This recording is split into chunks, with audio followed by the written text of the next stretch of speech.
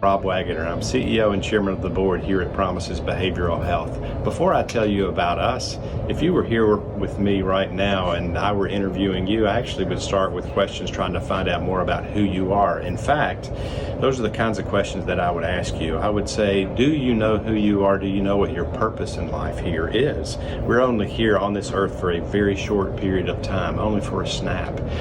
And I want to find out if you're here to make a difference. And if you've actually spent some time reflecting on what your personal purpose is, because that's what I would want to hear from you, which is, why are you here and why do you exist on this earth? I can tell you, for me, my personal purpose is to facilitate connection through service to others. And I'd like to hear what yours is too, because I think that in the time that you have in a profession and or a career, that life is too short not to have incredible energy, passion, and purpose, and love what you do.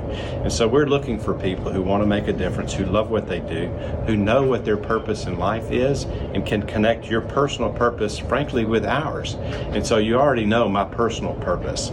We're actually going through an exercise as a company right now, hearing from the field, their descriptions of purpose, their descriptions of mission, which is what do you do, their description of visions, which is who do we aspire to be, and their descriptions of what they hear from our patients and their families after they've had an experience with us. How do they describe us? Because that ultimately translates into our values.